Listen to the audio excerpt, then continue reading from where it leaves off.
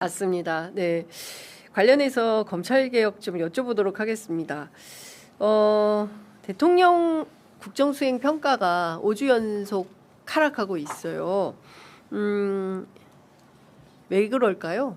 민주당 안에서는 어떤 요인 때문에 하락하고 있다라고 분석하고 있습니까? 그 이제 콕 집어서 얘기할 수는 없겠지만, 네. 아무래도 이제 지방선거가 이제 민주당이 예상한 만큼 승리하지 못했다라는 것에 대한 어떤 이제 실망의 표심 이런 것들이 좀 나오고 있는 것 같고, 또 한편으로는 뭐 지금 당권 경쟁으로 이렇게 민주당 내에서 다투고 있는 이런 모습들이 실제 다투는 것까지는 아직 격화된 건 아니라고 저는 보고 있지만, 네. 어쨌든 다투고 있는 모습, 그리고 이제 지지자들 사이에서는 이미 좀 그런 것들에 대한 표출들이 생기기 시작했는데, 어느 후보를 뭐 특정 후보를 좋아하거나 특정 후보를 뭐 비판하거나 하는 것들이 좀 이제 막 이게 그러니까 공개가 되고 이제 활발해지기 시작했는데, 네. 그러니까 이런 모습들이 국민들께서 보실 때에는 별로 좋아 보이지 않을 수는 있죠. 그래서 그런 것들에 대한 어떤 실망감들이 같이 표출되는 게 아닐까라고 네. 생각합니다. 사실 이재명 정부가 했던 뭐 국정 운영 같은 경우에는 큰 흐름 없이 계속 하나하나 잘 하고 있거든요. 잘 해결해 나가고 있고, 이번에 외교 성과 같은 것들도 뭐 굉장히 뛰어났고, 이런 것들을 보면은 그 국정 수행에 대한 어떤 성과나 그 능력에 대해서 지금 국민들께서 뭐 실망하거나 하는 것보다는 그냥 정치 상황들, 또 민주당에 대한 실망 표심 이런 것들이 작용하는 게 아닐까라고 일단 좀 조심스럽게는 보고 있습니다. 어떻게 보세요, 조 변호사님? 제가 이거를 저도 궁금해서, 왜냐하면 이제 전주보다 지금 4.8%나 떨어졌다고 하고, 그리고 이제 처음으로 부정평가가 긍정을 앞선 거잖아요. 네, 근데 그렇죠. 근데 지금 국정을 수행하시는 걸 보면은 굉장히 잘하고 있으시고, 지금 주가도 너무 높고 되게 강력한 대책도 많이 냈잖아요. 근데 이제 뭐 제가 그래서 분석한 글들을 저도 너무 궁금해서 읽어보니까, 지선에 대한, 지방선거에 대한 평가도 있을 수 있고, 선관위 투표용지 사태도 그 영향을 미쳤을 수 있고, 그리고 이렇게 국정 운영을 잘하시고 주가가 오르고 있는 것도 사실 자산 시장이 양극화되고 있잖아요. 네. 그래서 누구는 오른다 막 인증샷이 막 올라오고, 그런데 사실은 내 건 안 올랐단 말이에요.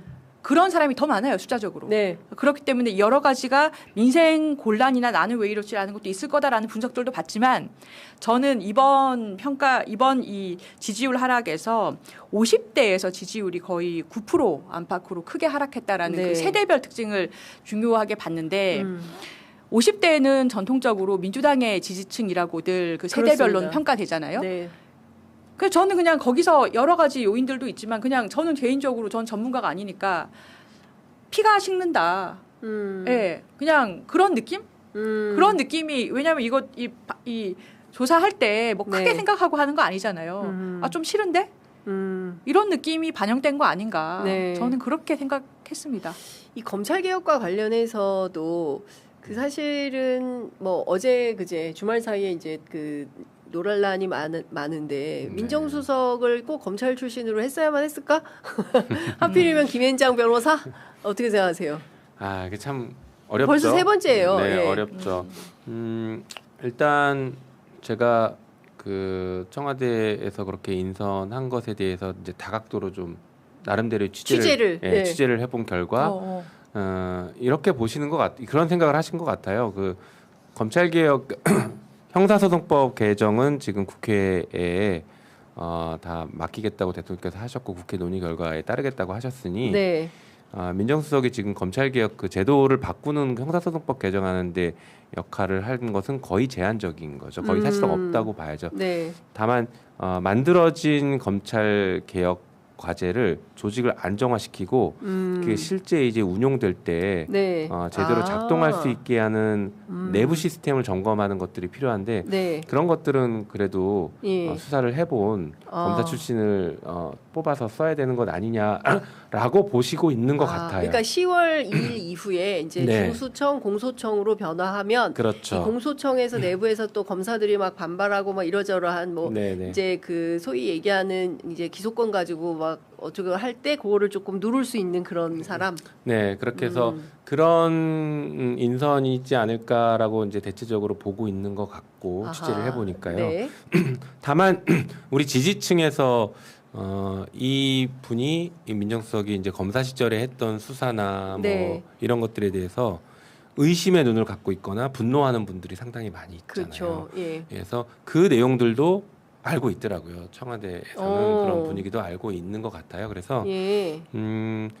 이분이 국민을 위해서 일하지 않고 이재명 정부를 위해서 일하지 않고 검사를 위해서 일하는 순간이 확인이 되면 곧바로 예. 지적하고 문제 제기하고 해야 되는 상황이 오지 않을까, 어. 해야 되지 않을까라는 생각은 합니다. 물론 현재는 대통령께서 아까 말씀드렸던 그런 여러 가지 고민 하에 네. 임명하신 것으로 저도 이해하고 음흠. 대통령께서 뭐 좀 믿어달라고 말씀하시니 저희가 믿고 일을 잘할 수 있게 여당은 좀 지원을 해야 된다고 생각은 하는데요. 네. 실제 이제 일을 제대로 하는지는 저희가 그래도 좀 봐야 된다라는 생각을 갖고는 있습니다. 예를 들면은 이제 한찬식 민정수석이 국민과 이재명 정부를 위해서 일하는 게 아니라 검사들을 위해서 일하는 것이 확인이 되면 해임해야 된다.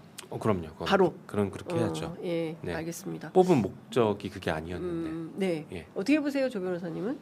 그러니까 저도 지금 검찰 개혁의 어떤 성공적인 이제 진행 이게 굉장히 중요한 시점이다. 모두가 주목하고 있다. 이런 느낌을 많이 받아요. 근데 네. 지금 한찬식 수석 임명 관련해서 저가 약간 좀 이해가 안 됐던 것은 이분이 그러면은 정통 검찰 출신이잖아요. 그러면 이분의 쓰임새가 아마도 검찰과의 소통, 검찰 내부의 여론을 이렇게 잘 좀 이렇게 해가지고 스무드하게 이제 마무리를 하는 형사소송법 개정까지 가는 그 정부 안에 대해서 잘 설득하는 거가 될 텐데 방향은 이미 우리 그동안 너무너무 논의 많이 했잖아요. 네. 정해져 있으니까. 근데 지금 검찰 설득이 그렇게까지 필요한 단계인가? 그 초창기에 하는 거 아니야? 네. 검찰 출신 민정수석이 꼭 그렇게 필요한가? 이게 좀 저는 의문이었고 오히려 그게 걱정이 좀 되는 거예요. 보안 수사권을 전면적으로 남겨두지는 않더라도 만약에 일부라도 부분적으로 남겨주자라든가 뭐 이런 식의 주장을 검찰 입장을 반영해서 할 가능성도 많은 거 아닌가? 왜냐하면 팔은 안으로 굽고 본인이 검찰에 대해서 이해도가 더 높은 사람이기 때문에 그래서 저는 조금 이해가 되지 않는 인선이고 이걸 보면서도 또 하나의 아까 말씀드린 실망감 그런 게 좀 더해졌어요. 예. 사실은 뭐 청와대 안에서도 주변에서도 또 특히 이제 민주당 여권 안에서 이제 이러저러한 뭐 이야기들이 많이 나오고 있고 또 이제 고민정 의원 같은 경우에는 이제 공개적으로 페이스북에 글을 올려서 또 비판하기도 했는데요. 이후에 과정이 어떻게 진행되는지 저희들도 좀 지켜보고 또 저도 청와대에 춘추관 출입 기자니까 저도 취재를 좀 해보도록 하겠습니다. 네. 보안 수사권 폐지는 민주당의 이제 당론으로 해서 끝난 거죠. 뭐 그때 의총에서 당론이다라고 이렇게 예. 얘기를 하긴 했는데 여전히 이제 이견이 있는 분들도 계신 것 같고 또 대통령께서도 그 대안에 대해서 신중하게 검토해 달라라는 요구를 계속 하고 계시니까 논의가 필요하죠. 그러니까 근데 물론 저는 수구이 예, 뭐 저는 당연히 보안 수사권 주면 안 된다라는 예. 아주 강력한 입장인데 예. 그러면 보안 수사권을 주지 않을 때 보안 수사 요구권만 주고 그걸 어떻게 실제 잘 작동하게 만들 것이냐 이런 것들에 대한 논의 같은 것들이 사실 지금 빠르게 이루어져야 돼요.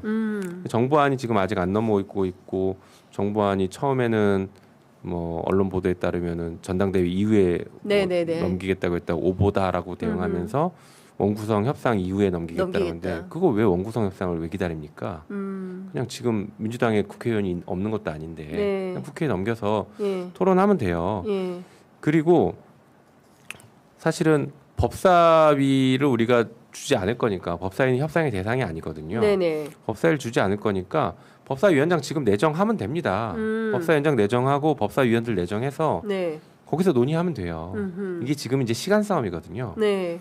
지금 저희가 아무리 빨리 논의를 하고 처리를 해도 오늘 101일 남았습니다. 10월 그렇죠. 2일까지. 그렇죠. 아무리 빨라도 8월 혹은 9월이 될 거예요. 법을 실제 통과시키는 시기는 그렇게 늦어질 수밖에 없거든요.